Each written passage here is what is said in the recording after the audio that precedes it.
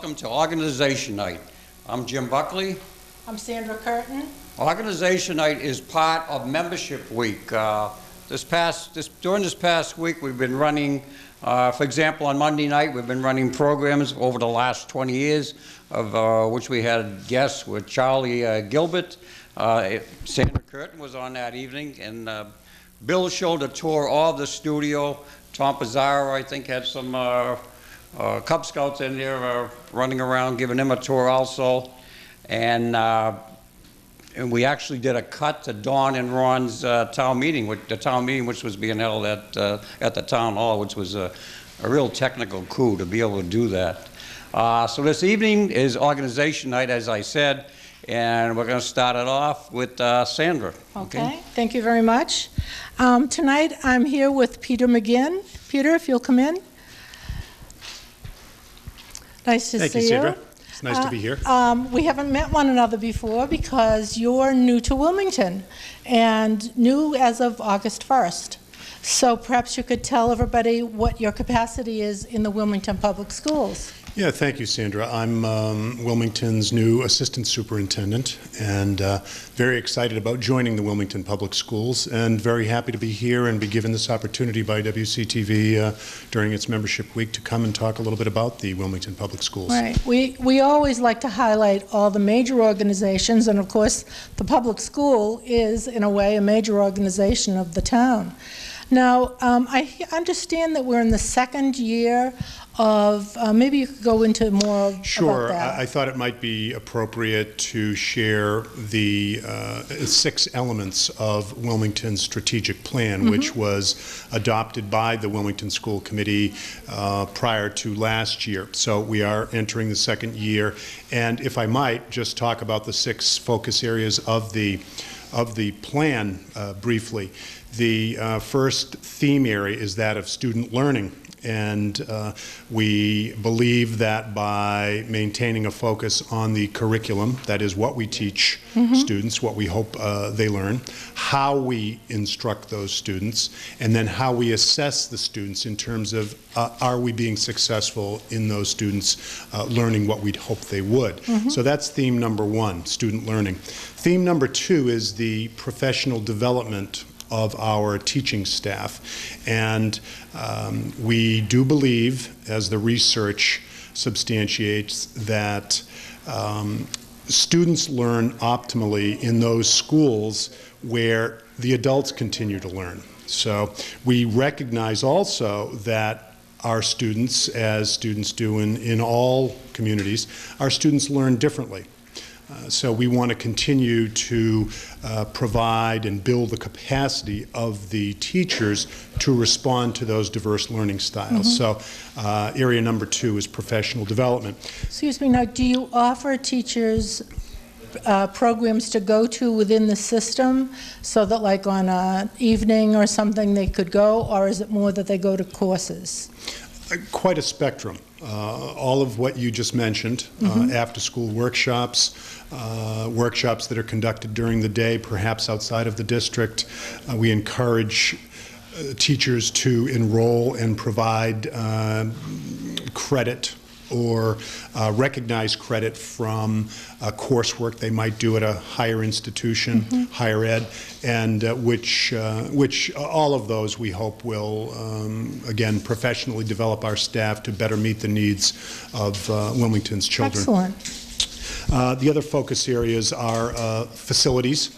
We want to make sure that our physical plants, the schools, are kept in a condition that will support the education of students, staff, and the community. So facilities are very important to us. The community is another area of focus, and we want to maintain and build strong relationships with civic, business, and community groups. You've heard, I'm sure, the notion that it takes a village to educate a child, right. And we believe that the community of Wilmington has some resources that would certainly enhance our ability to educate its children. So I hope WCTV will be one of the resources that you go to. And we'll get to that in a minute. Yes, okay. The theme 5 is that of making use of the information technologies and make sure that as we instruct students that they're learning how to make use of the just explosion of new technologies. And we know once they leave our schools that certainly they'll have advantages if in fact they're able to harness the power of the various information technologies. So technology is theme area 5. And then finally, communication. Certainly the school committee, Superintendent Benton, all want to communicate effectively what's happening in the schools and the successes of the Wilmington's children. And we'd like to, this year, enhance our ability to communicate by creating a better website, more informative, more up-to-date, and then finally to take advantage of other media outlets such as WCTV. Excellent. So we're really looking forward to building a relationship with WCTV. Very good. Yeah, there actually is an established relationship, I believe, with the middle schools and with the high school students who produce some of their own programs here. So we're always happy to see them here. It livens it up, definitely. Yeah. It's quite an enrichment to our curriculum to have them doing real live projects such as the ones they're involved in here at WCTV. Now, personally, coming on new this year, how did you find everything to be? You said everybody's very friendly, and do you find any areas that you particularly personally want to be involved with? Well, my job requires me to be involved in some of these areas that are that I've talked about in the strategic plan, the area of curriculum, instruction, assessment. It's very exciting because, of course, it's very important how successful we are with youngsters and their success, helping them to realize their success. So I'm involved in those areas, the last line in my job description reads, and anything else the superintendent deems appropriate. I've had those contracts, yes. Yes, yeah. So, and I've found the community to be very welcoming. I find that there's certainly a considerable amount of pride in the community schools by its residents and the workers, the town workers. The buildings look wonderful in terms of their the shine that's on them as school opens. So I'm really very impressed with Wilmington's public schools, but also the community. Excellent. Well, I'd like to welcome you. We hope we see you more at WCTV. Yes, thank you. And thank you, Peter, very much for the interview. Thank you for the opportunity. Okay. Back to Jim. Hey, Sandra. I have with me Lou Samaglia, who wears a lot of hats in town. As we know, he's a selectman, he's a local hero, head of the local heroes. And tonight he's here to represent another job that he has, his regular job, I guess, the Department of Veteran Services. Would you talk about that, Lou? Sure. Thank you, Jim, and thanks for having this evening. This is very informational for everybody in town.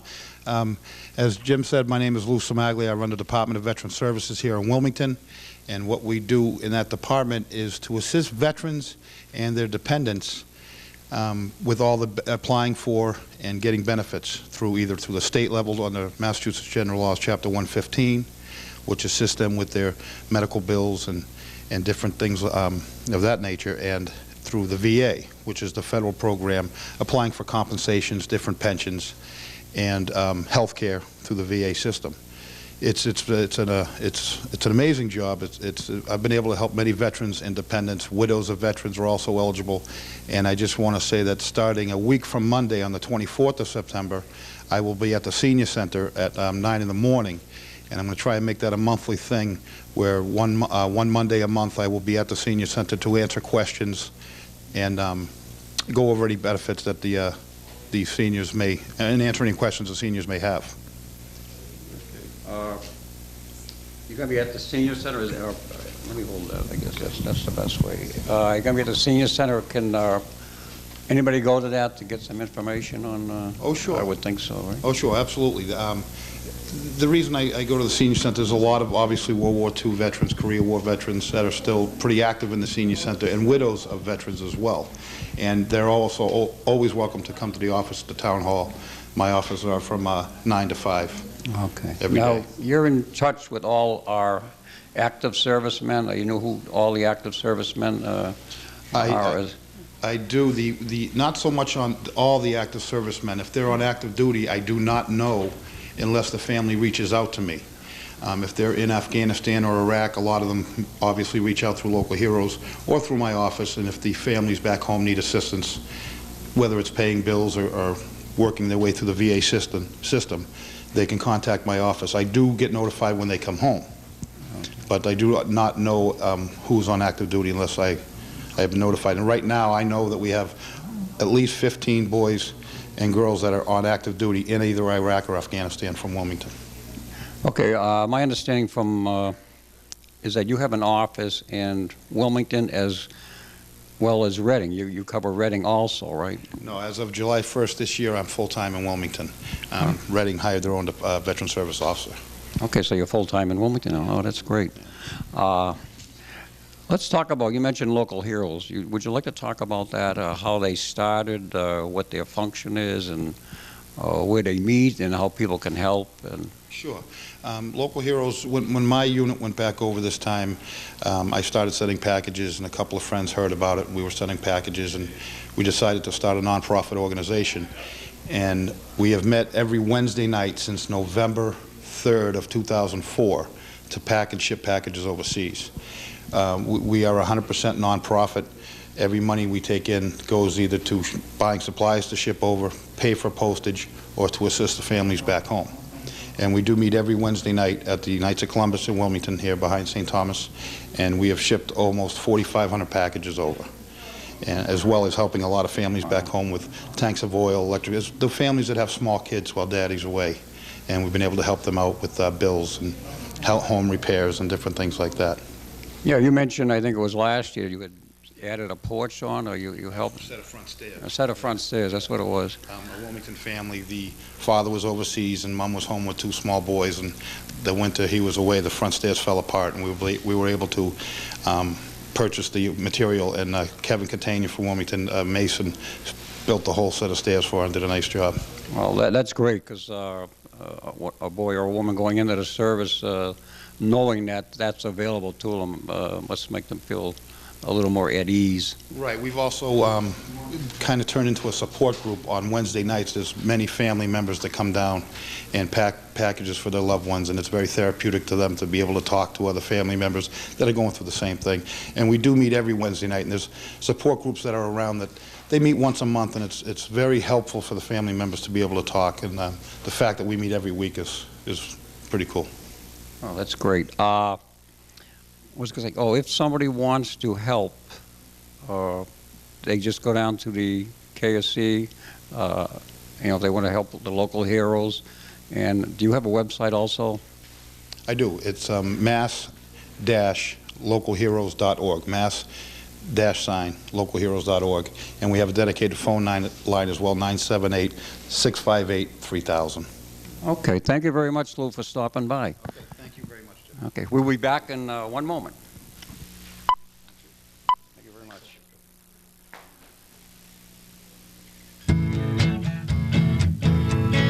If you think about where these dogs are coming from, they're not being bred to be sold to people.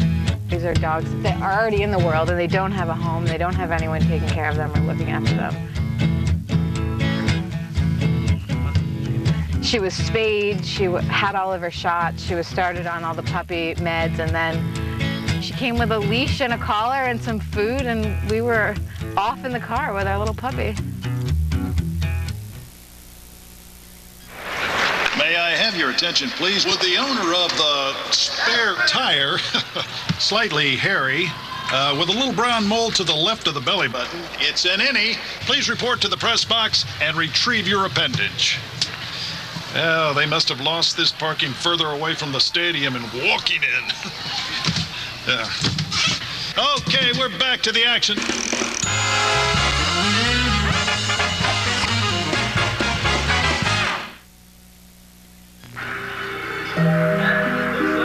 Passing gas in the presence of others is not only inappropriate, That is so foul. it can be deadly. Passing gas releases a fog of carbon monoxide Grandpa, and other poisonous fumes that can contribute to asthma and pneumonia. you're killing us over here. Kids shouldn't be exposed to secondhand smoke. Don't pass gas. Take it outside.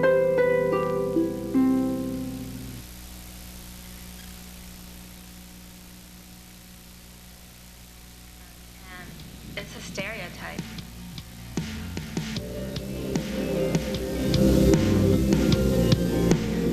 The older generation thinks that we're just troublemakers.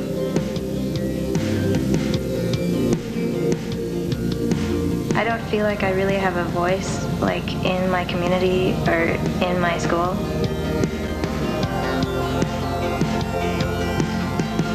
It makes me feel bad because I'm not a bad person.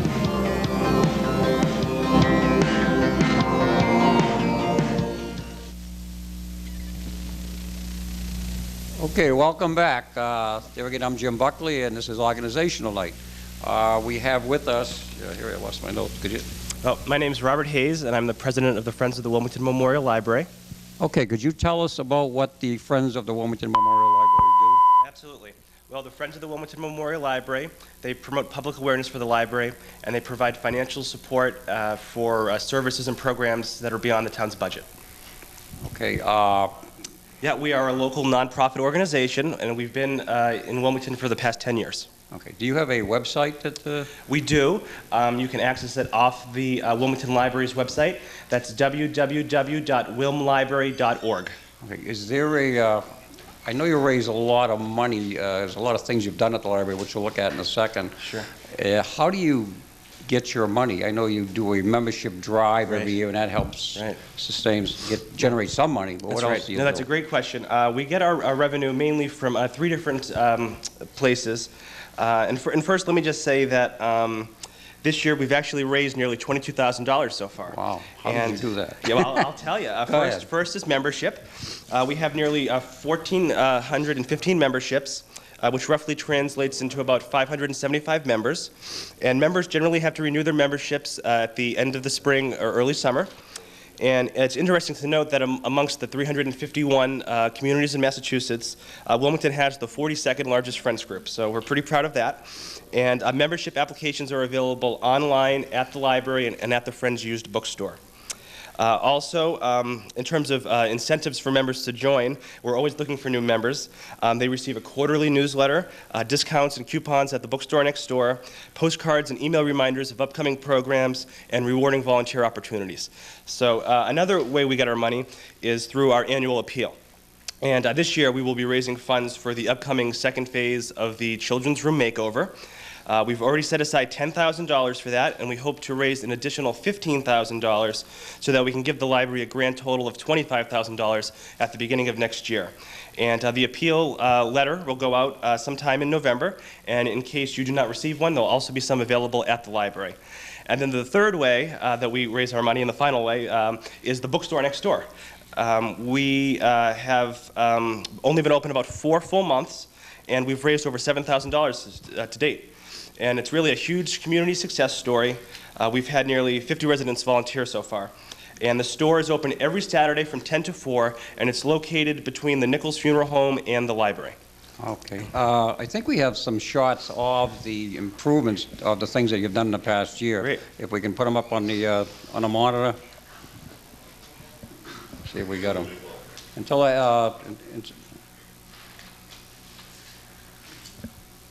okay. Well, I can verbalize them if you'd like. Okay, yeah, that's what I was hoping they'd come up and then we could talk about them, but I guess...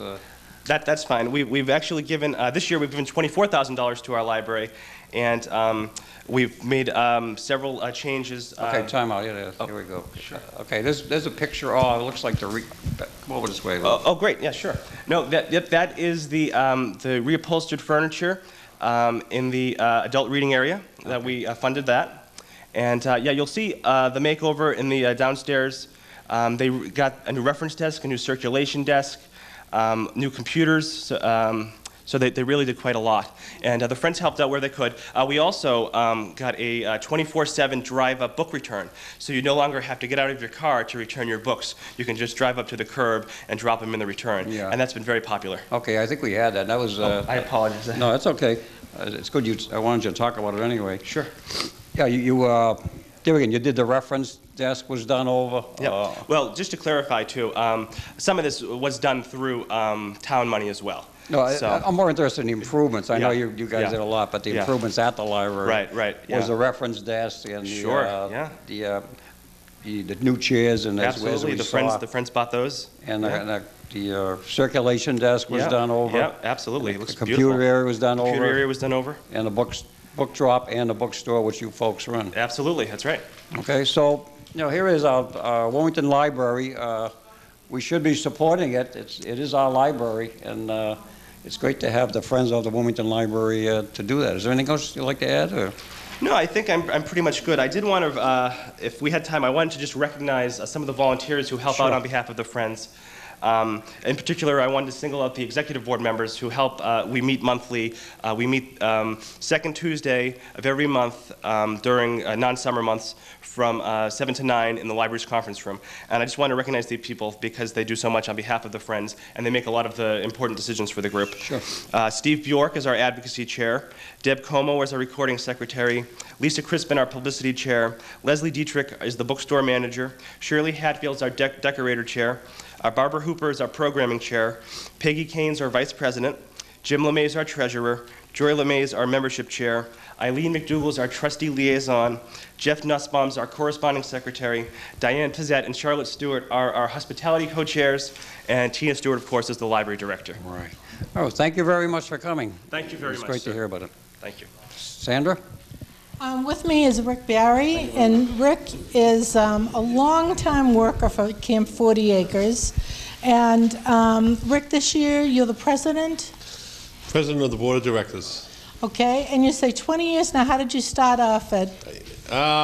Somebody asked me if I was interested. I was out of college and I had been involved with the Boy Scout program. Right. And I said, sure, it's just one meeting a year. You don't have to worry about joining anything else. They're just looking for some young blood. Right. And I think that was in 1980, so that would be 27 years ago. Oh, wow, that's unbelievable. And the camp has changed a lot in that period of time. It has. In fact, for many years, it was an open facility where we encouraged outdoor camping and hiking, and a lot of the groups, like the Boy Scout and Girl Scouts, used it primarily. But recently, our focus has been to look at the original articles of organization that were established in 1948, and it's a youth facility. So we're trying to encourage more youth groups to use it. We just recently had, last Sunday, the Methodist Church youth group come up and do a few hours of our ropes course. We have the 5th grade program that's going on 11 years straight this year, where they come up and they do some classwork activities that are tied into the curriculum in Wilmington. And we'd like to see more of that, so we're trying to make improvements to make sure that those that don't like to sleep on the ground in tents can also come up and use the camp as well. I could include myself on that. The summer activities, maybe we could just take them by season. What's available there in the summer? We established 5 years ago a summer camp for kids entering kindergarten to 7th grade. And we call it an adventure camp because we want to teach the kids in Wilmington some of the things that they see around town in their own backyards. Identifying nature, we take them on hikes every day, we teach them how to use map and compass skills, they learn how to build things with logs, and we just also like the fact that we give kids an alternative to get outside during the summertime rather than be somewhere else. So we really have found that to be very successful in the summer. And what about in the fall? Heading into the winter. The fall, winter, and spring camp has always been open and is used primarily right now by Boy Scout groups. We're trying to change that. The Outdoor Life program that used to come in the spring is now switched to the fall, so they'll be coming up in October, and that's all the 5th grades in Wilmington. And in the wintertime, we have a cabin that's insulated and has a wood stove, so we can sleep 20 people a night in the cabin. And we have a couple of tent platforms that have been built by some of the Eagle Scouts in Wilmington. And so they are up off the ground, and that can extend their seasons. But the fall is usually occupied on weekends by a lot of the Boy Scout troops in the area and in some of the places closer to Boston. If someone wants to snowshoe or do something like that in the wintertime, or they want to use the camp, who do they contact? We have a phone number. Okay. And we also have a full-time caretaker there now who also will take the bookings. And the phone number is 978-658-8187. 8187. And that's who they would contact. When we get snow, it's one of the best places to snowshoe because it has such a varied terrain and it borders the 160-acre town forest. So there's really about 200 acres of open space up there. That's just spectacular, beautiful place to be. Well, even though it's been many years, I can just tell that you still love it. You know, you don't have to spend too much time up there, anybody really, to start to realize the value of it. And Wilmington's lucky to have a place like this. Yeah, There are very few absolutely. places left where you still have an opportunity to go up and enjoy open space and see animals, wild turkeys, and occasional deer runs through. So wow. it really is. You don't have to put a lot of effort in to really love the place. Yeah. And how do you get to Camp 40 Acres? Actually, if you travel 125 north from the North Intermediate School where 125 begins, and you go to the second intersection, which would be Andover Street. You take a left on Andover Street. It's 1.4 miles up Andover Street. Oh, okay. You actually cross into Andover for a short period of time before going back into the camp. Excellent. Well, thank you very much, Rick. You're Thank you a for good having us. component advocate for Camp 40 Acres. Thanks. Thanks a lot. Back to you, Jim. We're privileged to have with us Denise Gentili. If you ever want a woman working for you, this is the woman you want working for you. She presently is working to promote the Wilmington's third annual Happy Birthday Road Race half marathon, which will be a 13.1 mile. That's a half marathon, and also a 5K run. Can you want to talk about that? It's kind of exciting times. Yep, thank you for having me. I want to tell you all about our race that we're running this year. It's our third year running it. People have loved the course. We've gotten excellent feedback on it. And this year we've expanded the race, and we're also going to have a 5K, so we can get those of you who aren't the athlete that want to do a whole half marathon. It's going to be held on September 30th, which is a Sunday. Starting time will be 10 o'clock. We'll have pre-registration going on that morning, probably starting around 8:30. It's going to be held on Route 62, where RMA and Dinette World, the driveway in between the two of those locations. You can come there and sign up. You can also go to coolrunnings.com, I think it is, and you can get registration forms there. There are several also around town in different places. I happen to work at Reading Cooperative Bank, and there's applications there. You can come in and see me and get any information that you may want on it. We're also looking for sponsors. We're trying to make this a real town project. We would like the businesses, we would like the small businesses, we would like the people to all become a part of this race. This is our third year. It's growing. Each year we're getting better, and the more support we get, the better it is. So if you're a business out there and you want to support the town, you can contact me. You can come into the bank and talk to me. You can contact Laura O'Hearn by sending her a letter. She lives at 49 Ashwood Road in Wilmington, and you can talk to Tom Pizzera when you see him around town. Find out any information on sponsoring, how you can donate, what you can donate, and help us along with this race. We're really looking forward to it this year. Because of the fact that we have the 5K, we think that this is something that more people will participate in. At the finish line, we're going to have music, we're going to have some fun stuff for kids, face painting, ice cream, a little bit of, festivities going on. And I don't know if any of you have ever been to a race. I got introduced to racing through my husband, and we used to go to the Boston Marathon. When you come to a race, it's a different type of an atmosphere. The people come across that finish line. It's not the person who finishes it first that means the most. That person who comes in 25th means just as much, because it's a personal accomplishment that they set a goal and they made it and they did it for themselves. And you kind of get goosebumps when you're there and you're seeing these people come across this finish line, no matter where, whether they're first, second, 97th, or whatever they are in the running. It's just a really great experience, and we hope you can all come out and join us. Yeah, and it's a lot of fun if you've done any jogging or running or walking. It's this 3.1 mile race might be just for you. As Denise said, everybody likes to do what they call their PR or personal record, so they're not necessarily running against a person running to finish first. They're running for their own personal accomplishment, and it's a great atmosphere at the finish line. All the families there, and there's music, and there's a lot going on. So it's a great day, and we're trying to make it a greater day. With the hard work with people like Tom and Denise, it's been a successful. It's been a very successful day.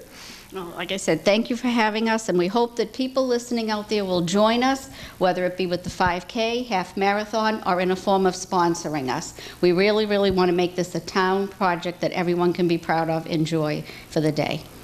Okay, thank you very much, Denise. We're going to take a break, and we'll be right back. Why do I call it a funny bone? Why can't penguins fly? Like a sea safety. Can we go to the moon on vacation? If you think it's tough answering these questions, imagine the ones you'll get if your child is diagnosed with cancer. CureSearch.org can help. It's run by doctors and scientists whose research has led to an overall cure rate of 78%. You're not as alone as you feel.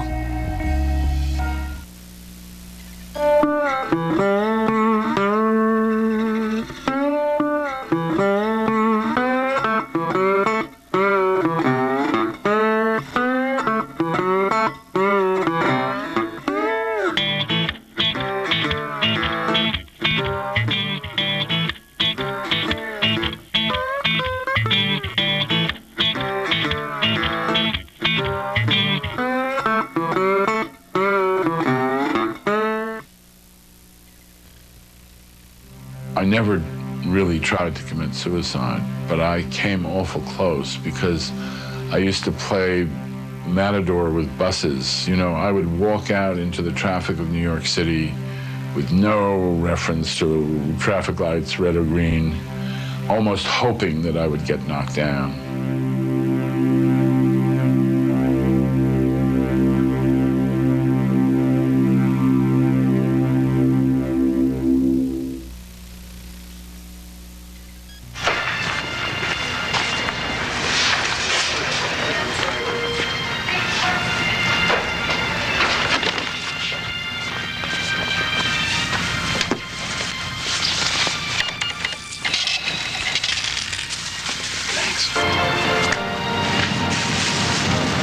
The smallest moments can have the biggest impact on a child's life.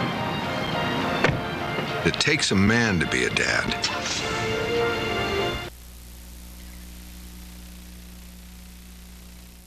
Hi, my name is Bob DePalma. I'm with the Wilmington Food Pantry.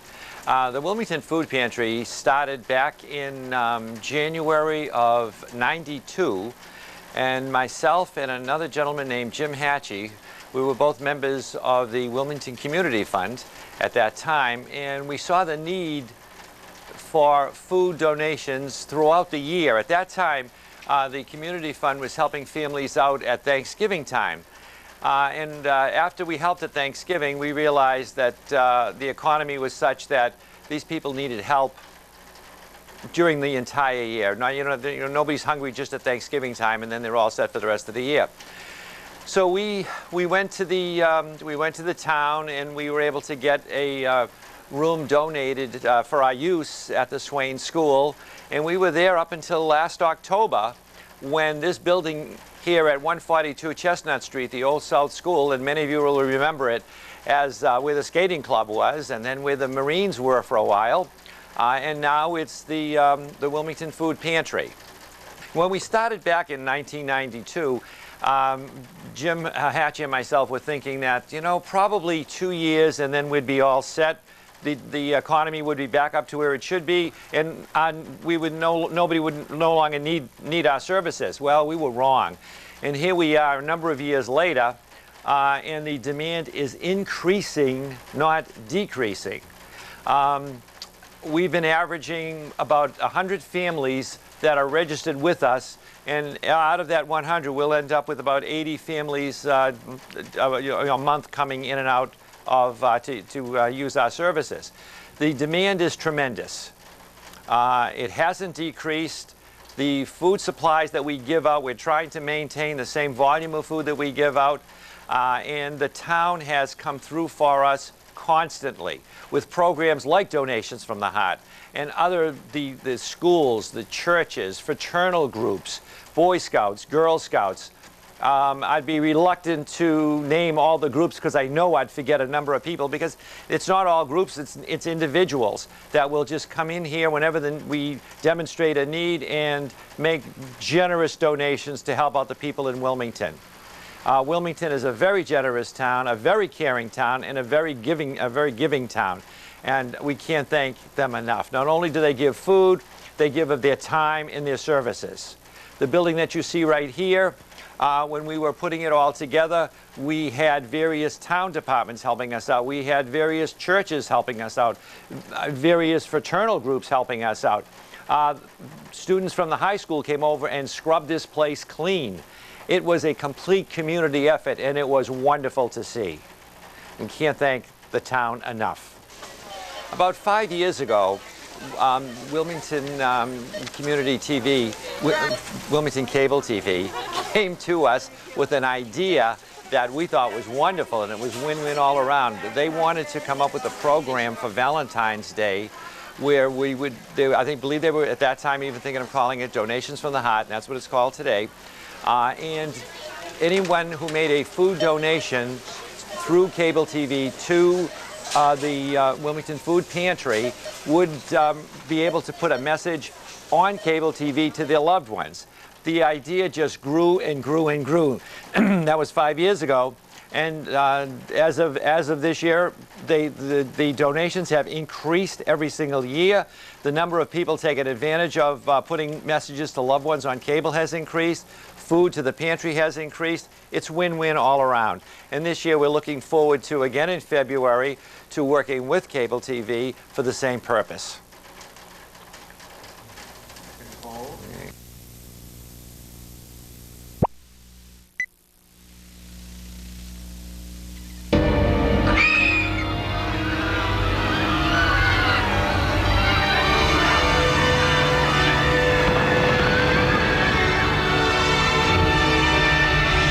Aren't you gonna kiss me?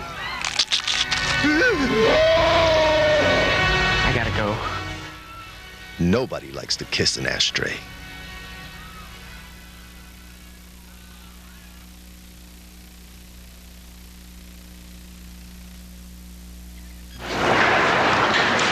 Can I help you, sir? Found these over by the stairs. Okay, thank you. What are they? Love handles. Lots of people lose them taking the stairs instead of the escalator.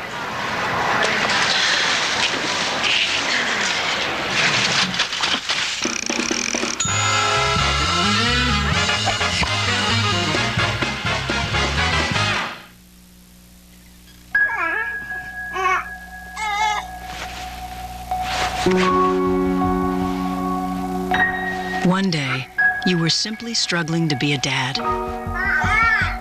The next, you're coping with a diagnosis of childhood cancer. CureSearch.org can help. It's run by doctors and scientists whose research has led to an overall cure rate of 78%. You're not as alone as you feel. Oh, no! The Bonsai Cat is attacking the village! Mighty Bonsai Cat is stalking before the final kill. We'll never get out of here alive if he sees us. We'll never escape in time. Ah! Medic! Medic! Is this the end of civilization? Mighty Bonsai Cat waits no more! Ah! With one flick of the tail, it's all over! Colonel, where's that airstrike ordinance? The bombers are useless against Bonsai Cat. Think of all the fun you can have with an adopted pet. Contact your local shelter or pet adoption center. Welcome back to Organization Night. I'm here with Terry McDermott, and Terry's involved with the Harnden Tavern, the Town Museum. The Wilmington Town Museum at the Colonel Joshua Harnden Tavern. Excellent. Get everything in there. That's right. Terry, what goes on there? Well, let's see. Right now, we have different activities that come and go during the year. Right now, we're looking to the September 23rd, Sunday, September 23rd, the Friends of Harnden Tavern, which is a volunteer organization that works to support the tavern, will be putting on their Harvest Festival from 1 to 4 in the afternoon. It's really popular. They dress up in old-fashioned clothes, and they do crafts. Last year, they did dyed cloth, and they showed them how to cook and make candles and lots of stuff. The kids really have a good time. I've gone to a couple of different events that you've had at the tavern, and they've been excellent. It's not the usual thing that you would go to, but it's fun, it's different, and it's part of the town. I mean, these events did take place in that Harnden Tavern years and years ago. It's a very popular place in the town. You know, the Friends of Harnden Tavern have existed almost as long as the town has owned the tavern, which has been for over 30 years. Really? And they also put on a holiday social in December, which is super popular. That's sort of the highlight. That's what I went to. The highlight of the year. And this year it will be, let me check, December 9th, actually, the holiday social. And they decorate the tavern as only the Friends can. It's beautiful. And they usually have seasonal refreshments, and they might have they may be different crafts for sale. That sort of depends. But it's mostly just to come, see your neighbors, and just be in an old-fashioned place and experience the holiday season. It's really a lot of fun. Right. They had different musicians the year that I had gone. We've done different things in different years. I think we had a harpist last year, and there's a lady who plays the organ. There's an organ in the museum that Mrs. Zano donated before my time working there. But it's a beautiful organ, and every year at Christmas, we have somebody who comes and plays it. I don't know anything about the organ myself, but it sounds beautiful when she plays. Yeah. And there's always food involved. Yeah, there's always food involved. You have to have food. Now, how many days a week on a regular basis is the museum open? On there Tuesday and Thursdays from 10 to 2. I'm there the first Sunday of the month, unless it's a holiday. Then it's the second Sunday, from 2 to 4. And there's one Wednesday a month I'm there 4 to 6. That often tends to be maybe when scout troops and things like that come by, but anyone's welcome. And for that matter, anybody can make an appointment to come. I work with people all the time who call. If they can't come the hours that I'm normally there, we can always work something out to bring them in at another time, an evening or afternoon or whatever. So, and do you offer tours? Oh, absolutely, absolutely. Yeah. And we even came up this summer. We had a lot of activity with the Harnden family reunion, so we were able to come up with. I read about that. Yeah, it was very exciting. But in conjunction with that, we came up with a brochure that really takes people step by step through the museum, as well as my own taking people through and showing them things. It all depends on people's interests. You know, sometimes a tour can be 10 or 15 minutes if you just want to fly through, and sometimes it can be half an hour or so if people are interested in a specific topic or a specific exhibit we have. We have a couple of different exhibits going on right now. We have a Harnden family exhibit. We have a Henny Penny exhibit. That's been there a while. We may be changing that or moving that a little bit soon. We're planning on having Lars Nielsen's Arrowhead exhibit go up in October, because October is Archaeology Month in Massachusetts. So that's our part. Yeah. And we try to have different exhibits that will interest people, usually about the town. Oh, excellent. Yeah, very good. Now, the other day, actually, I was driving by just as you were putting the open flag out. Yep. If you see that, I'm there, and you can come in. I saw you putting it up, so I said, oh, Terry's there. Yep, that's right. That's the signal, for sure. Absolutely. And I usually try to have a sign out front posting my hours, too. If like on a Sunday, if I'm going to be there, I try to make sure people know ahead of time. But you can always look for the flag. Now, is there a cost to coming in? It's free. No, it's absolutely free. So what supports the Harnden Tavern and the museum? The town, it's owned by the town of Wilmington, and the town supports it. And of course, the Historical Commission oversees it. And the Historical Commission, as well as the Friends, have different events at the tavern. Sometimes they work together. Sometimes they have their own events. Some people do make donations. And the Friends of Harnden Tavern, of course, they have their own fundraising and things. Most of the furniture that's in the tavern is actually items that over the years the Friends have either acquired or bought and installed in the tavern. So a lot of volunteer support. The garden club works on the herb garden in the back. The Minutemen do all sorts of things for us. And they have a little building down behind. Yep, that's their headquarters. And it's part of our property, but they use the headquarters. That's not part of a tour or anything like that. That's their headquarters. Yeah. But and Boy Scouts. I've had a lot of Boy Scouts in the past year who've done different volunteer jobs for me, working around the yard and whatnot. A lot of volunteer support. That really helps a lot. Terry, I think we're going to invite Carolyn Harris to come in and join us. Perfect timing. Come on in. How are you? How are you? Very nice Good. to see Nice you. to see Maybe you and Terry could swap places so I don't have to rudely put my microphone and arm across her. Carolyn, how are you doing? Good, thanks. Now, you have been involved in the Historical Commission forever. For 21 years now. Well, everybody who's coming on tonight has been involved in their activity for years and years. It's wonderful. When you really love something, you stick with it. Oh, yeah. absolutely. Excellent. Maybe you could tell us a little bit about the Historical Society and some of your events to get money for the tavern. Okay. Well, first of all, I want to say it's a historical commission. Oh, sorry. We do not have a historical society in Wilmington. Okay. I think the closest thing, and Terry will probably agree, would be the Friends of the Hardin Tavern, who have been formed to Yeah, we did speak about that. support the museum. Okay. The Historical Commission, of course, is part of town government. It's a 7-member board. Our members are Julie Fennell.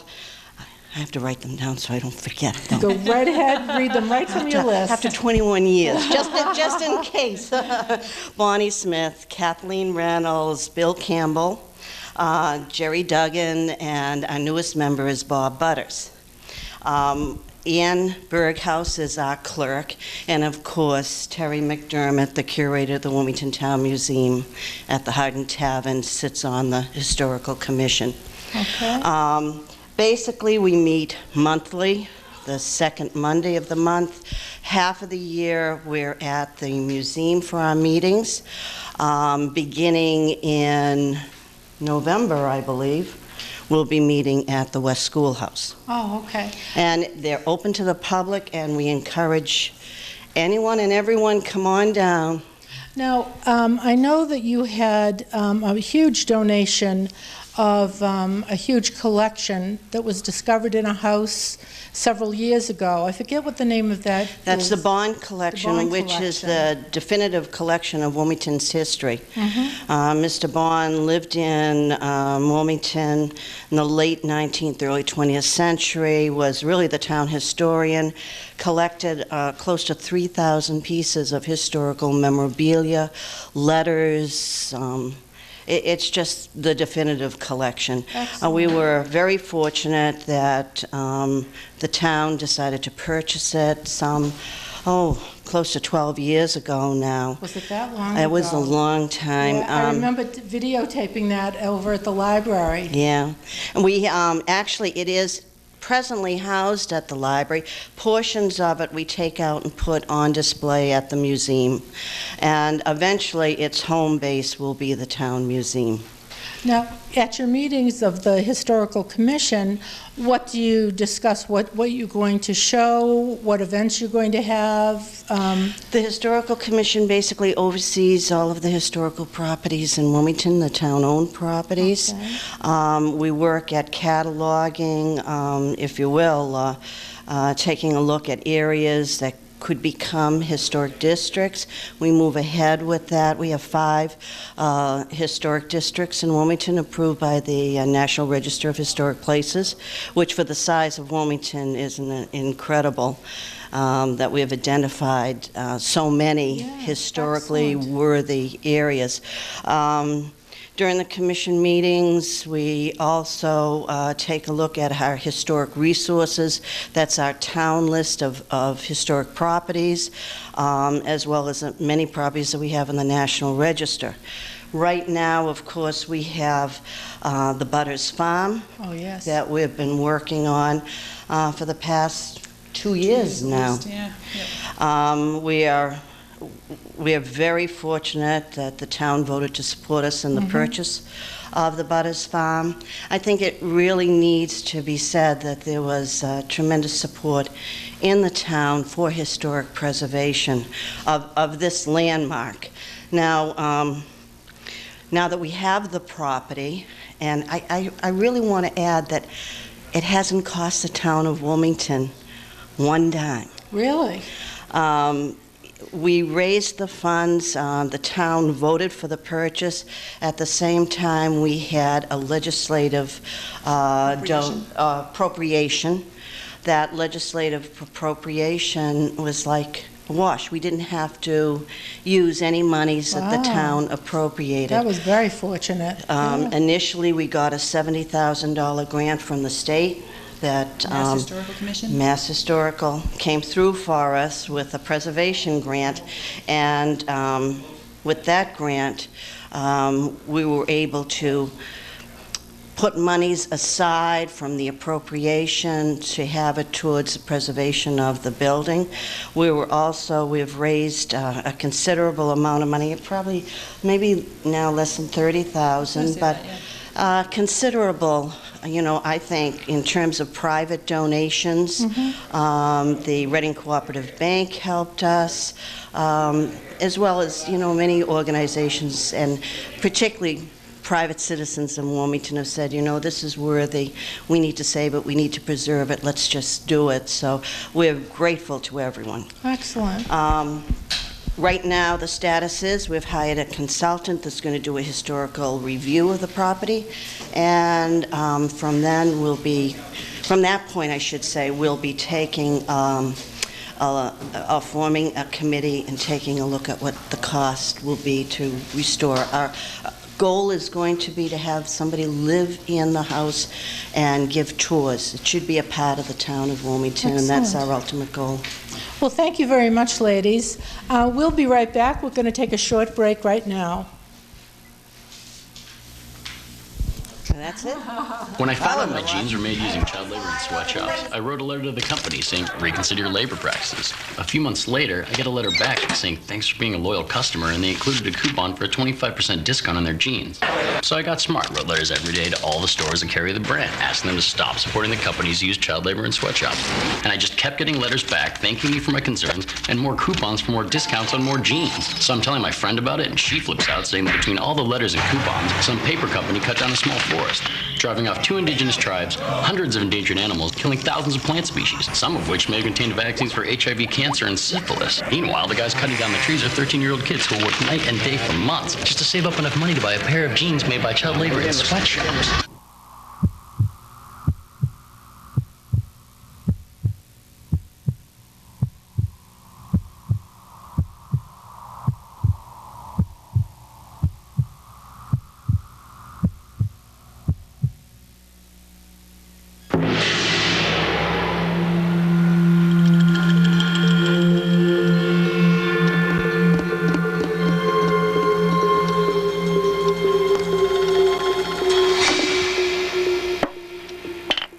I win. I win! In your face! USA! USA! USA! Think of all the fun you can have with an adopted pet. Contact your local shelter or pet adoption center. Backgammon? Passing gas around infants can be deadly. Passing gas releases a toxic fog of ammonia and hydrogen cyanide, which can be especially harmful on an infant's developing lungs. Passing gas can even contribute to sudden infant death syndrome. Kids shouldn't be exposed to secondhand smoke. Don't pass gas, take it outside.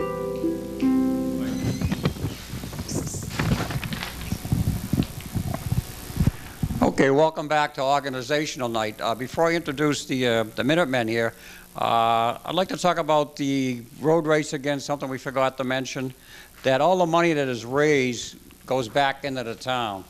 It's going to be going to high school scholarships, or this year specifically, it's going to go to scholarships and the 4th of July committee. In the future, it's going to be going to other organizations in Wilmington, such as Camp 40 Acres or the Food Pantry. So there again, the road race will be held, as we said, on Sunday, September 30th, so support the road race, because it's going to, the proceeds are going to a great cause. Now, I have with me some boys here. I got to behave myself. I'm going to introduce Mike Kelly, who is the captain of the Wilmington Minutemen. You want to tell me who you have with you, Captain? I have my Adjutant Sergeant Frank West and Private Charles Kelly. Okay. And I've been the captain now. This is my 3rd year as captain of the Wilmington Minutemen. And we meet the 2nd Thursday of every month behind the Hardin Tavern at 8 o'clock. And I'd like to invite anyone that's interested to come by at their convenience. So to become a member of the Minutemen, obviously you have to know something about the history of the United States, and especially the particular era of the Revolutionary War. Is that a requirement, or well, if I do you could, educate? Call upon my adjutant sergeant. He can answer that question better than I can. He keeps all the books and the records. No, Jim, the only requirement basically is that we do have a membership, and we do a membership form that you fill out, and you're voted actually on the membership, from the membership of the company. There are annual dues, but basically what it is, it's not necessarily a knowledge of history or anything like that, but it's just a knowledge of, wanting to march in parades and actually participate and be a little patriotic. You don't necessarily have to know history per se, but a lot of times if you want to learn something about history, come to us, and we'll be happy to educate as well as show you how to be a Minuteman. Okay. You want to talk about what you have coming up, where you're going? Well, we do have quite a few events coming up. We have a parade in Alston on the 23rd of September. We march in Boston on the Columbus Day Parade, and we have a big parade in Woburn, Mass. on Halloween, right on the first Sunday, I believe the first Sunday before Halloween. Okay, now you do a walk to Concord too, right? Is that true? Frank, you want to fill them in on that? Yeah, basically what we do is that reminiscent of how the actual Minutemen, the original real Minutemen, if you will, the original Minutemen of Wilmington marched to Concord. What we do is that we assemble at our headquarters at midnight on Patriots' Day, and then what we do is that we regather at the Wilmington Town Common, and we march symbolically from the Town Common up to the 62 Bridge, which we nicknamed Liberty Bridge for the day. Some of us, actually, it was 4 of us actually, that made the trip all the way to Concord this year, and what we're looking to do is, if people want to go to Concord with us, we're more than welcome to have them come with us. Each member that makes the trip to Concord, they receive a pin that we've made up, the company's made up, a medal, as a appreciation as to the dedication, because it's a long walk and it's in the middle of the night. Okay, so that's what the medal signifies then? That yes, it means, and each one has a star with how many times. Like each year, if you march more than once, you'll get a new star with the number is how many years. Because some of the guys have marched for 10, 15 years, and people that have passed away have marched. They had marched from the beginning, back in the '68 when they started. Okay. Is there anything I've forgotten you'd like to add, or? Well, one thing I'd like to say is that we do a lot of cannon firing and cannon demonstrations and stuff like that, and it's really a lot of fun. It's a little bit dangerous, but once we all work together on it. But if you're interested in actually having live fire with cannons and you want to get involved, that's what we do. Okay, would you also, like, say a school wanted you to come to their classroom, would you talk about the Minutemen and the history? Have you done that? Oh yes, many times. I've been at the schools, the elementary schools in Tewksbury have a reenactment every April, and I've been asked to be a guest at their play. Okay. It's quite a turnout. Yeah, I've heard these guns go off at different events in town, the parades, and I don't know, do you do it for the 4th of July? I think you do. The 4th of July, we're in Boston. We march in Boston and we fire cannons as a return fire to the Constitution when it comes out and turns around. Okay. But we are in parts of the celebration with the 4th of July here in Wilmington. Yeah, I see you with the night of fireworks, I think you gentlemen. Yes. Okay. The pancake breakfast also we do. That's right, that week, and that's a good big fundraiser for us to keep us going. Okay. So is that your main fundraiser, or is there other? We get paid for certain parades, and a lot of stuff we do, we just do voluntarily. But some things, they may take them 6 months to pay us, but they usually come around. Different parades we do and stuff. And because I imagine the uniforms are, well, is that what they call uniforms, right, that you have cost a few dollars? Colonial clothes, because they're really not uniforms, because Yeah, that's right. the Continental That's right, Army yeah. would have had the uniforms and the frock coats and all that, and this was just basically what a plain person that lived back in that time would be dressed like this. See, so you do have to be educated. Like you get questions like that from me, you can answer them, I couldn't. This is basically how they would have dressed back then, and that's the idea, was to be ready in a minute, hence the term Minuteman. So you always had to be able to go right into battle, and that's the way it is. Okay, so we're going to shoot off the guns or what? He had 3 shots off in 1 minute with his musket. That's another thing too. That's how the myth of a Minuteman became into the picture.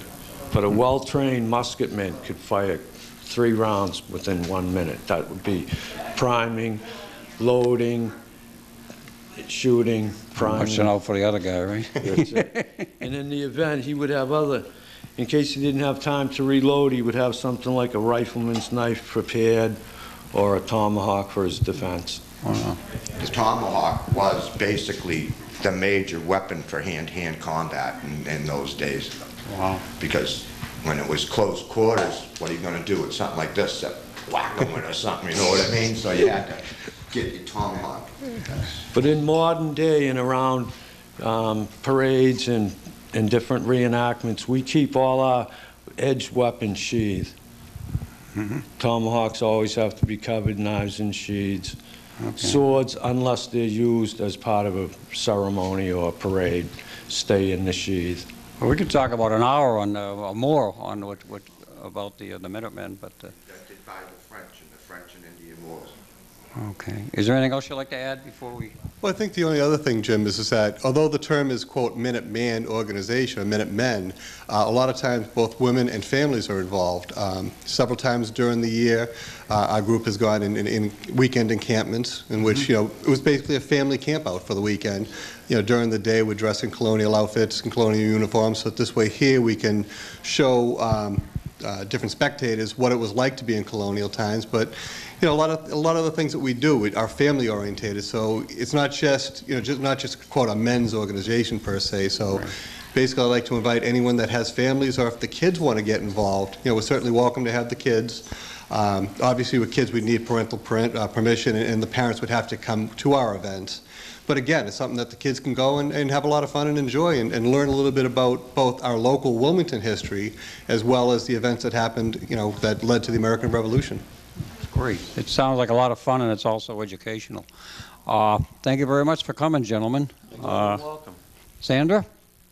Yes, I have the pleasure of being with Cheryl Novello. She's from the VNA Middlesex East, and I'm going to...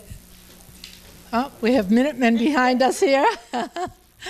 And the Middlesex East is a particular branch of the VNA? Actually, the visiting nurses, there are actually many different VNAs, and we all are independent of one another.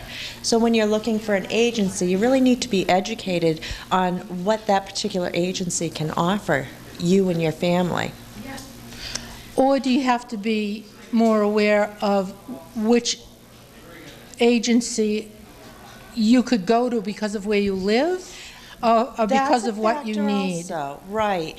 Well, I think the most important, obviously, is you first need to find out where a particular VNA services. VNA of Middlesex East services 28 communities, including Wilmington.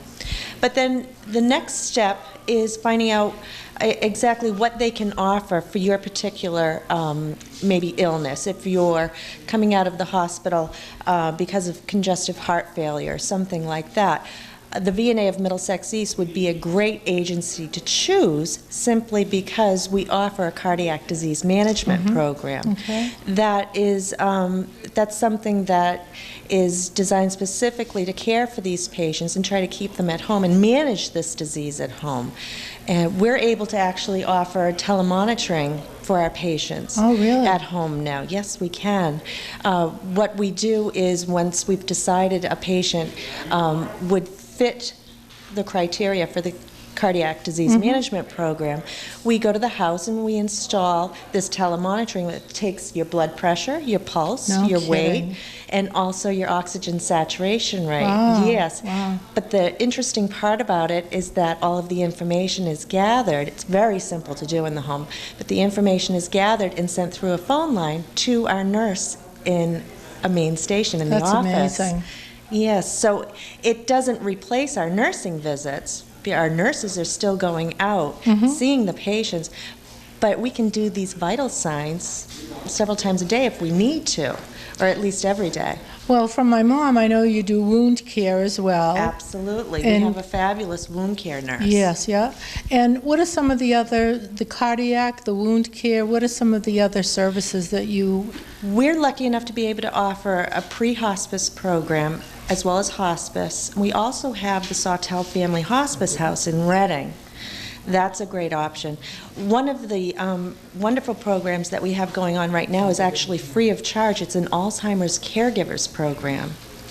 And it's no charge to the public because we received a grant, a Title III grant from Mystic Valley Elder Services. And this was developed specifically for individuals that are caring for a loved one with Alzheimer's or any sort of dementia. And they're having a little bit of difficulty managing at home. So we can go in and we can do maybe a home safety evaluation. Really? Yes, sure. Therapeutic intervention might be necessary. But the biggest is support and education. Right, yeah, especially for that person who's caring for the ill person. Yes, yeah, because we need to take care of the caregivers. Right. That's Now, I don't understand the first one that you mentioned, the pre-hospice. Do you Yes. evaluate for hospice? Is that what I'll that tell means? you, the best way to explain pre-hospice, sometimes it's called a bridge program as well. When the time has come for a patient, they're not quite ready to receive hospice services for one reason or another. Maybe they're still actively seeking treatment. Pre-hospice is a great way to introduce the hospice concept to the family, to the patient. Our nurses, because we're community VNA as well as hospice, when you go onto our pre-hospice program, our hospice nurses are admitting you to our agency. Oh, I see. So you're not necessarily going into hospice yet, receiving end-of-life care. You might still be going to the hospital for treatments and whatnot, but you're receiving all the benefits of our hospice program. Oh, that's wonderful. Beforehand, I told you that my mother had wonderful treatment by the VNA, not hospice, the VNA nurses. And, you know, they would come in on a regular basis, and they couldn't have been lovelier. Thank you. So, yeah, it was just a great experience for her. And for me, knowing that she was getting care. And she actually was not at home. She was in assisted living. Sure, yes, we go to many assisted living facilities. Yeah, people don't understand, and I certainly didn't before my mother was in assisted living, that VNA would come in and help her there as well. Sure. Many of our patients, when they come on care with us, either they've been recently discharged from a hospital or maybe they have come out of a rehabilitation center. Sometimes they go in for a doctor's visit and the doctor says, you know what, I think a visiting nurse would be a good idea for you. But it's not just visiting nurses, it's physical therapy, social work, home health aides. We have a lot of different services to offer. Well, I would really encourage anybody who has someone at home sick or whatever to look into VNA, which one is the one that services your area, because we had very, very positive experience. And a lot of people will be struggling along, and I'll think, no, I won't think, because I'm the type that would say, you know, the VNA will help you out in this situation. When in doubt, we'll come out and do an assessment. Right. Now, how are you contacted? We are usually contacted by a physician. One of your viewers might call their primary physician and ask for a VNA referral, ask for VNA of Middlesex East, we hope. Right. And so if I had someone who was ill, Yes. I could say to my doctor, I think that we need additional help here. Yes. Would you please contact Middlesex East or VNA Middlesex East? Yes, and Okay. as simple as that. Yeah. We have also taken referrals straight from the public as well, and then we'll contact the primary physician to see if we can. We do need a doctor's order to come in, but that's not usually very difficult to obtain. I wanted to make sure that I mentioned we have updated our website, and if there are any questions on the topics that we've discussed, just What is your browse web through. address? It is VNAOF.org. Okay. VNA, OF is? Of. Oh, VNA of? ME. ME, Middlesex East. East. I got it now, okay. Once I understand it, it's not so hard. And that's .org? Yes, it is. It is. Well, thank you very much, Thank Cheryl. you. Yeah, I hope Glad to be everybody here. who needs your help will know enough to go and seek it. Thank you. Thank you. We're going to take a short break, and we'll be right back.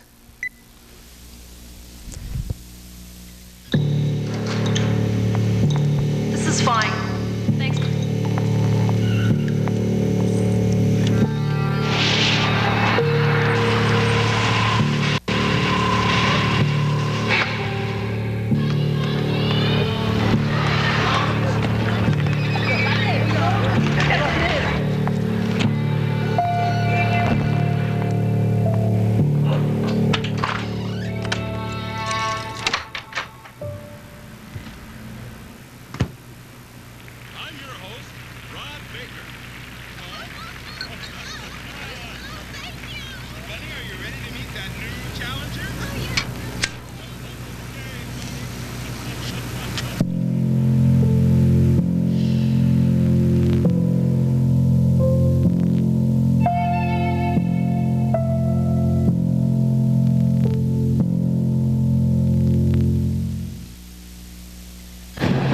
What's that? Check it out, Dave.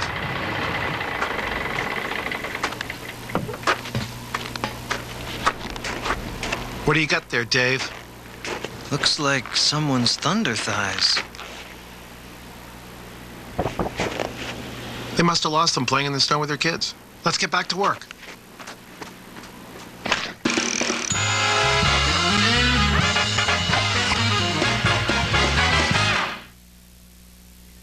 There's been some confusion and more than a few jokes told about the terrorism threat level color chart. So then the bartender says yellow. I thought orange meant elevated. The truth is, it's no joke. No matter what the color level is, there are some common sense guidelines that every family should follow to help protect themselves in today's less than perfect world. For more information, log on to securityinKnowledge.org. Be informed, be prepared, and be safe. I'm here with Laura Brophy, who is a parent volunteering over at Wilmington High School, and she will tell you what she's involved in. I am involved with CATS, which is an acronym for Choral and Theater Support for the Wilmington High School Drama and Choral Groups. We're a very fledgling group. We just started last year officially. So I'm really on a membership drive tonight to the other parents and friends, anyone really in the community that would like to support the high school drama and choir programs. Did you come up with this idea yourself, or? Well, needless to say, I have a child who's very active in all of the programs, and Right. it sort of occurred to me that, you know, I was amazed at the quality of the productions that were put on, and I went to the drama teacher, Jason Luciana, and I asked him if he needed help, and that was my mistake. Right. Because he said, yes, we do, and Right, so come I right saw on there was a in. great need for it, and so I and a bunch of other parents got together and we decided we need an official support group. So as I said, we're on a membership drive, and throughout the year we do various fundraising Okay. to support the group. So you are looking for more members to come and support your group and maybe Yes, do we are. fundraisers with you? Yes, exactly. Okay, and what do you have in mind for fundraisers? Well, right now we're actually trying to raise funds to buy a new curtain for the stage. I don't know if anyone's been to the Wilmington High School auditorium lately, but the curtain on the stage is a little sad been a little neglected. And so we're really trying to raise funds to do that. We haven't come up with a strict program yet for fundraising, so we're open to many ideas from people in the community for that. Right now, we raise funds through lobby sales of flowers and candy at the performances. We also had a booth at the Fun in the Fourth celebration, and some of our students sang a cappella at the booth, so that was really great. Excellent. They had a good time. So what you're really looking for is people to come to your next meeting? Yes, we hold a meeting every first Monday of the month. However, with the school year starting, we are having our first meeting this month on September 24th at 7. Okay, so that would be a Monday? Yes, it would be. Okay, and right in the auditorium? Yes. Very good. And what time? 7 o'clock. Okay, and how people like to know, is this a long meeting? Or Well, I would hope that I don't drone on, although my daughter would probably say otherwise. Right. And maybe you will agree tonight if I continue to babble. No, we try to keep it short and to the point. Sometimes we run about an hour, a little bit over, depending on what's on our agenda for that evening. What performances were produced last year? Last year, we did How to Succeed in Business Without Really Trying, which is a really long title, but the music in it is wonderful, and it was a great period piece set in the 60s. So it was really a great opportunity for all the kids to showcase their talent. And I can tell you that apart from parental pride, personally, there is an amazing wealth of talent at the high school. I think if you actually come see our upcoming production, which is November 30th and December 1st of Footloose, you'll be amazed at the talent we have in town. It's really great. It beats any Boston show, and the ticket price is a lot less. What are your ticket prices? Our ticket prices generally run $7 to $10, depending on the show that we do. So it's a lot less, and it's a great bang for the buck. Yeah, yeah. Oh, that's excellent. Now, what does your daughter do? She does everything. She sings and acts and dances. And, I mean, the kids really do a wealth of productions. It's not just about a musical. So if a child doesn't want to sing, but acts, you know, we have one-act plays that they actually do, and they're involved in the Massachusetts High School Drama Guild, and they put on productions there. Last year, a bunch of them got together with a teacher, and they actually wrote their own play and performed it. So we're really involved all over the place, I have to say. Very good. And was it the choral groups as well that are involved? Yes, all of the choir groups are involved. So that is the concert choir. We have an a cappella group called Soundscape, and they perform. It's amazing. Last year, actually, the choir went to New York City and performed in St. John the Divine Cathedral, and that was amazing. Really? Yeah, Wow. because you get a great sound in the cathedral, as you can imagine. And so I think even the kids were surprised at how wonderful they sounded. It's amazing what goes on in the schools that people just don't realize. Exactly. You know, there's so much talent there, and the teachers lead them into these productions, and it's wonderful. Oh, yes. And inexpensive. Exactly. Which is great to see different kinds of cultural events occurring in our high school and the kids participating. Yeah, and we're very fortunate as a community that our town supports all these programs, because a lot of communities don't. And so I think that's very important, you know, to express our appreciation for that, because it is the town that supports the groups and the kids, and they appreciate it. They really do. Excellent. Well, thank you very much for coming. Is there anything you would like to add? I don't think so, except I hope I see lots of faces on September 24th, Monday at 7 p.m. in the Barrows Auditorium. Excellent. All right. Thank you very much. Thank you so much. Now back to Jim. Thank you, Sandra. Where are we? Here we go. Hi. Thank you, Sandra. We have with us David Orange, who's going to be St. Orange. God, I wrote it down, everything. Who's going to talk about the Boy Scouts of America. Thank you. I am a. I'll hold that. Okay. I'm a commissioner, a unit commissioner for the town of Wilmington, and I represent the Greater Lowell District of the Yankee Clipper Council. The Yankee Clipper Council is headquartered in Haverhill, Massachusetts, and we are one of 5 districts. But we are a special district. We are a quality district. Our district, for the 2nd year in a row, got the Quality Award, which is a very difficult chore. We have to meet all the guidelines that we established, and we're the only district in our council to do so. Not only that, the units in our town are also quality units. We have 2 Boy Scout troops and 4 packs. The Boy Scout Troop 56 meets at the Congregational Church on Tuesday nights. Troop 136 meets Sunday nights at the Veterans of Foreign Wars building. And the VFW is their sponsor. The packs in town are 59, 56, 136, and 361. 56 meets at the Congregational Church. And they meet on Monday nights. Pack 59 also meets on Monday nights, and they are sponsored by the St. Dorothy's Church, and they meet at Whitehall.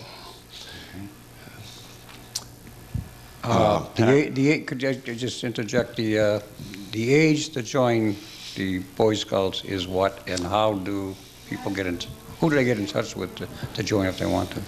Well, basically, they get in touch with the pack master of each of the Cub Scout units, or the Scoutmaster of the units. They can drop in on their pack meetings or troop meetings and fill out an application.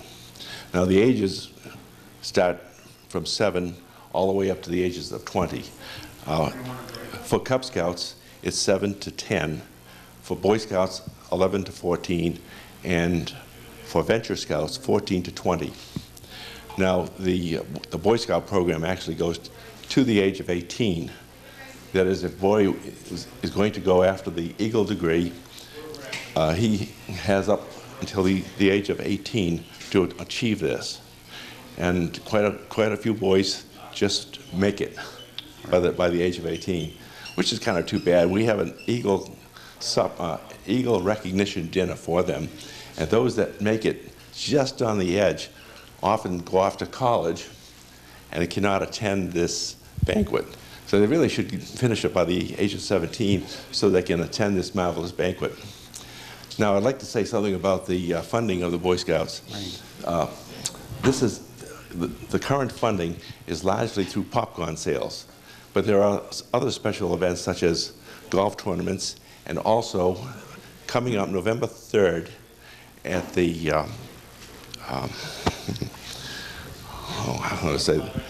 there will be a charity auction for the Boy Scouts, and this will be run by John Arvanitis, who is currently pack master of Pack 361, which meets at the United Methodist Church. The other pack in town, which I didn't get to, is 136, and that's the VFW, and they currently meet at Villanova Hall. Thank you. And now our program includes summer camps. We have Camp Watauga, which is located up in North Woods, New Hampshire. It is one of the outstanding camps of the in New England. And we have a special Cub Scout camp, which is located in Kingston, New Hampshire. We also have a day camp in Chelmsford, Mass., which every year since its founding has been a sellout. They take 400 boys for one whole week, and it's a sellout, and that's just a testimony of how good the program is. So the Boy Scouts are very active in Wilmington, and the Cub Scouts. I would say that we undoubtedly have 2 of the finest Cub Scout programs in the council. Wow. Is there anything else you'd like to add, or if you had something? See if we can pick this. I don't know if you can bring this up. This is a picture of. Want to try this on one? Camp Watauga. And around the perimeter is some of the many merit badges the boys can earn there. That's. Okay, what's that? You had a shield. I had a shield here. I think they can grab that this too. This is important. Boy Scouts will be 100 years of age in 2.5 years. And there'll be a lot of special celebrations you can be sure of. And this is the patch that I think will be coming out to for the event. So we're all looking forward to that. Oh, Well, you do. Well, you're kept busy, I see. No, I don't see in your neighborhood.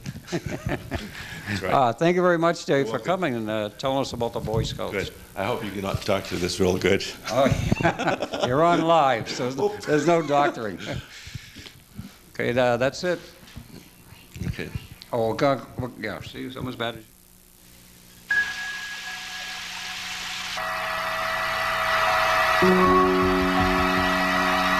How do you convince a 14-year-old girl that hair doesn't matter? When the diagnosis is childhood cancer, where can parents turn? CureSearch.org can help. It's run by doctors and scientists whose research has led to an overall cure rate of 78%. You're not as alone as you feel. I heard about this company dumping toxins in local rivers, and I called their executives to say stop. But they were too busy counting profits while the rivers are being destroyed, birds and fish are dying, and the local kids are getting cancer. So I organized a huge protest, and we actually got the company shut down. But now half the town's unemployed, and the kids are twice as sick since they can't get health care, since their parents lost the insurance they had when they worked for the company who dumped all the toxins in the first place.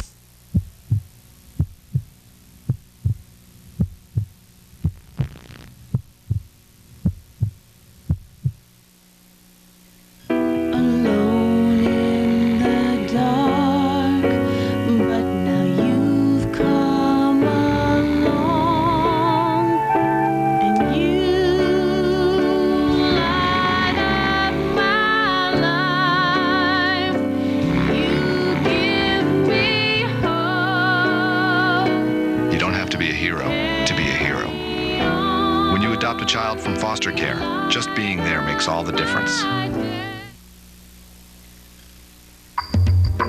Because of them, 5 million people do not have polio. Because of them, families will not have to beg for a meal tonight. Because of them, thousands of high schoolers will never be known as dropouts. They are the 1.2 million members of Rotary, everyday people working together to push hope forward. Rotary, humanity in motion.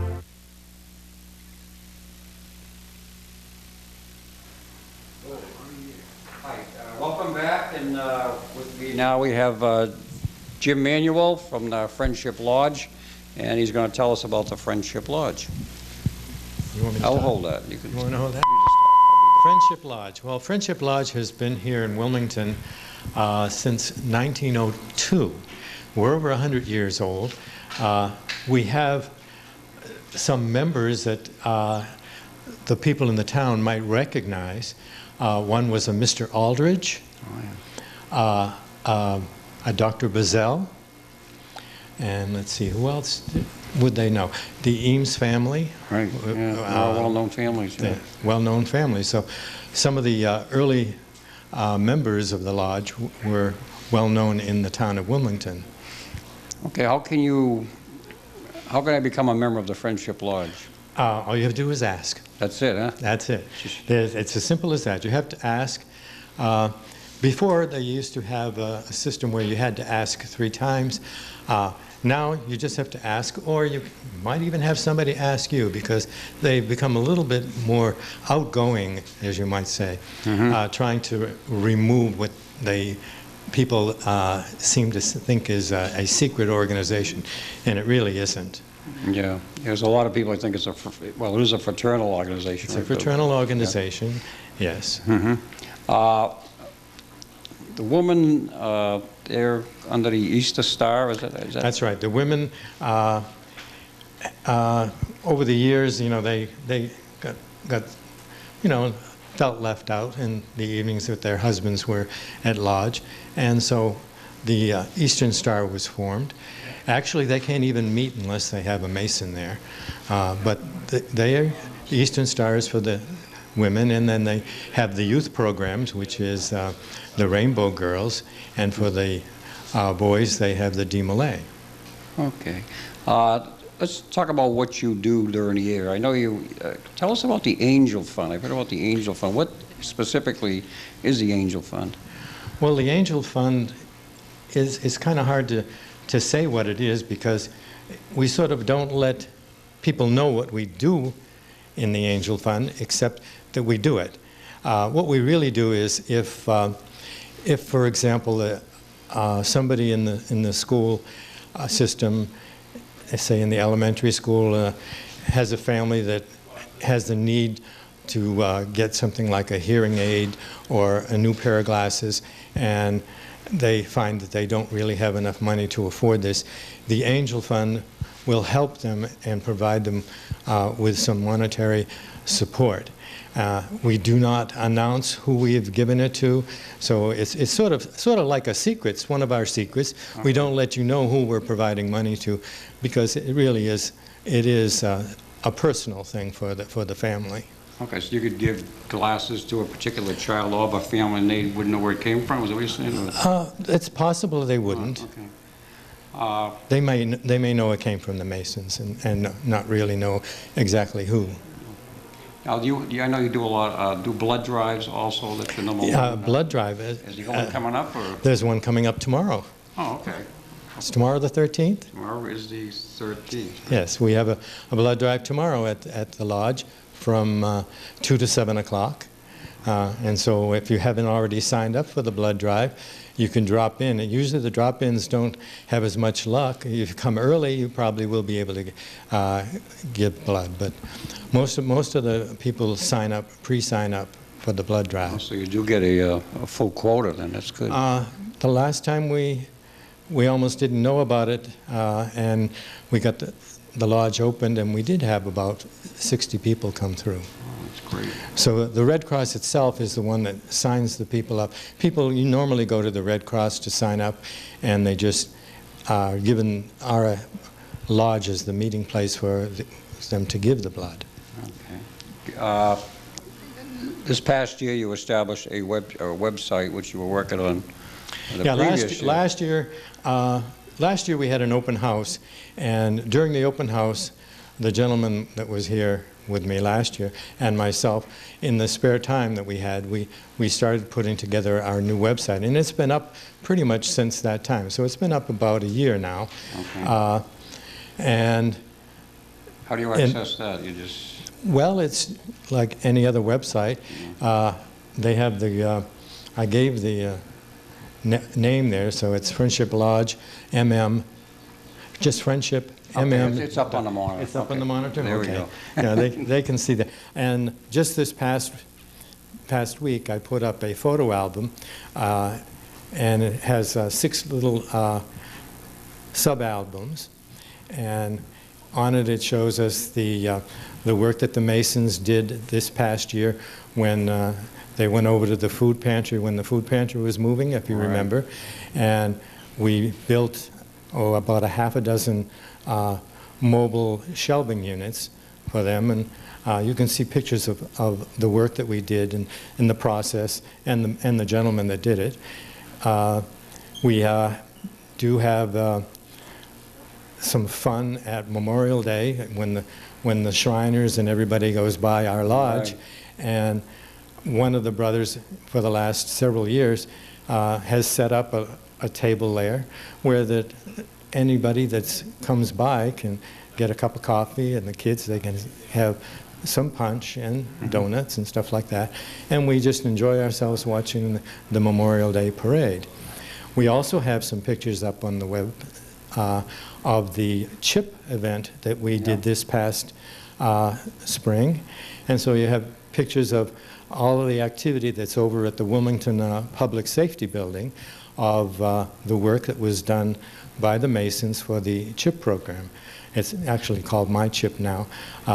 And that's the child identification program where a child can come in with his parents and go through a series of stations where they get their fingerprints, they get the DNA at the dentist place, and then they go to a camera place where a short video is done, and then they get a chance to look at the video to make sure that it is right before they finish. Where the Grand Lodge is now in the process of switching from VCR to digital cameras so that they will be getting a digital output rather than a tape output. Okay. Well, there's a lot going on behind the scene with these organizations that people don't realize. Jim, thank you very much for coming. Is there anything you'd like to add before you've told us about the Angel Fund, blood drives, the youth movement? Well, one of the other things that we become involved in is more the members do it. We go down to Malden at the HELP program. Now, the HELP program is a place it's in the basement building in Masonic Hall in Malden, where they have hospital equipment for loan. So, HELP, Hospital Equipment Loan Program, and people can go down there, and with people who can't afford to buy a wheelchair or get crutches or various things like that, they can come in on a Saturday. It's only open on Saturdays, and they can just sign out these materials, and they can keep them as long as they need to. Okay. Mark Twain Award, are you familiar with that? The Mark Twain Award, yes, I was involved with that. It took place for the last year it was from like December of 2005 to December of 2006. And Friendship Lodge was one of the lodges. It was open to all the lodges in the United States. And Friendship Lodge submitted an entry. And we found out this past spring that Friendship Lodge was one of the 9 lodges who had entered that received the Mark Twain Award. So that's national recognition of our lodge. So 1 of 9 in the entire United States. Well, that's great. Congratulations. And Jim, thank you very much for coming by and educating us on your lodge. Thank you. We're going to wrap it up now. We're going to go to Sandra. Thanks, Jimmy. Hello. Oh, we're both on it. We're going to chat together here for a second. I think tonight was very successful. It was very successful. We got a lot of information from these organizations, and we can run a race, go to the library, go to the lodge, go to some programs over at the high school. Right. You don't realize, as I said before many times, that how much is going on in this town, and whether you're retired or whether you're working, if you have any spare evenings or Saturdays or whatever, there's so much you can get involved with in Wilmington. It's a great town to come from. I've always said that. I love Wilmington, and in addition, now the internet's there to go onto the internet, find the Friendship Lodge, find the Herndon Tavern, and there's so much going on that we can access now so much more easily through the internet. Yeah, we can just stay home and click on the computer. Just Google. Before we sign off, let me just mention quickly that this is Membership Week, and it's also membership month if you want to join the WCTV. Speaking of volunteering, there's so much to be learned down here. If you want to learn about how to run a camera, how to produce a show, or just stand here and look good like we do, it's available to you. For this month, and this month only, students can join and seniors for $5. Individuals can join for $10, families can join for $20, and organizations can join for $35. So I guess that's it, Sandra, right? That's it for this year. Hopefully we'll both be back here next year. So I guess good evening, and have a good evening, and go check out the Red Sox. Thank you very much. Good night. Good night.